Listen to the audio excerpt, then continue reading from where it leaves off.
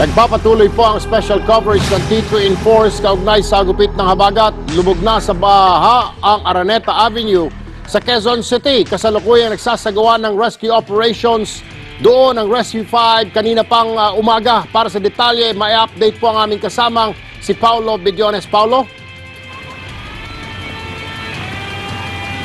Yes, Erwin, nandito pa rin tayo sa kabaan ng Araneta Avenue at kita-kita po natin na yung tubig baha ay unti-unting humuhupa pero hindi po yan nangangahulugan na ligtas na para lumabas ng mga bahay o mga tahanan ang mga residente dito. Walang tigil pa rin ng rescue operations natin at kita po natin dito sa may tabi lang, no? Ang nangyayari dyan ay yung iba't ibang mga barangay, may mga malilit na mga bangka, yung mga gawa sa metal o bakal, no? At yun ang pinapalusong nila dito para kumuha ng iba't ibang mga residente. Ang priority natin dito ay siyempre yung mga bata, yung mga matanda, yung mga may sakit. Kanina lamang ay pumunta tayo sa ilang mga villages tulad ng Talayan Village at saka ng Santa Mesa Heights kung saan meron tayong mga nirescue doon na mga nangangailangan ng agarang paglikas, no? May mga tumawag sa Rescue 5 at yun ang ipinabot agad sa amin. May isang si Mang Boy, rinescue din namin dahil siya naman yung nagmamadali para umabol doon sa kanyang flight papuntang Doha, Qatar. Isa siyang electrician at sabi nga niya kailangan talaga niya na maabutan ang flight na yan, no? Kaya nagmamadali siya pumunta sa airport. Tinulungan na lang namin siya na agad-agad na makaabot kahit saan para makakuha ng taxi.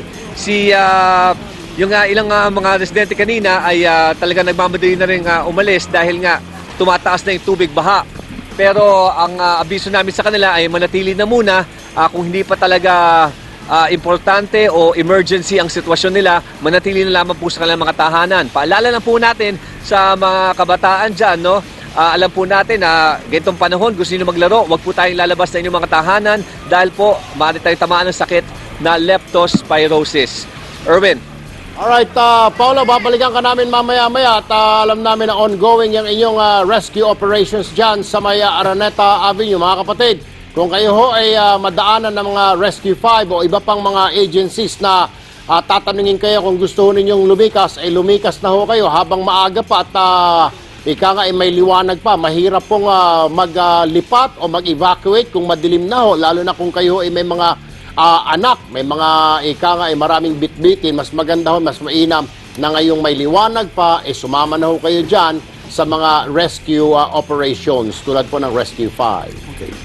Paalala muli sa mga kapatid natin na nais maghatid magpahatid ng tulong sa mga kababayan nating apektado ng Bagyong Mario. Maaari din idaan ang iyong tulong sa pamamagitan ng Alagang Kapatid Foundation ng TV5. Pangunahing kailangan ng ating mga kapatid ang kanin, delata at tubig. Gayon din ang mga panlinis sa katawan tulad ng sabon, panligot, panlabas, ipilyo, toothpaste, maging sanitary napkin. Malaking din tulong ang mga kumot at tuwalya. Maaari niyo rin po ipadala ang mga gamit na inyong donasyon dito po sa opisina ng TV5 sa Mandaluyong o kaya sa tanggapan po ng Alagang Kapatid Foundation sa Novaliches, QC. Para po sa mga cash donations, maaari niyo pong ihulog sa iba't ibang accounts ng Alagang Kapatid Foundation na naka-flash po sa inyong TV screen. Parang papatiin.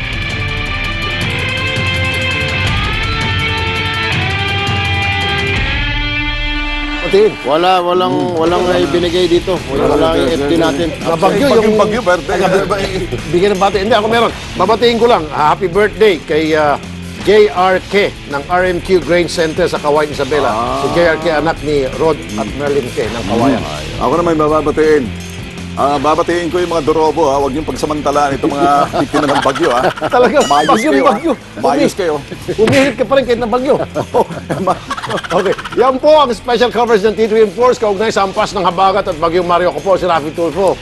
Para sa patuloy na balitaan, tumutok po sa Radyo 5, 92.3 News FM at Aksyon TV. Ako po si Ben Tulfo. Maaari din pong mag-log on sa www.interaction.com at News 5 everywhere. Hanggang sa Lunes, mga kapatid, ako po si Erwin Tulfo. Mag-ingat po tayong lahat. Magandang tanghali, Pilipinas.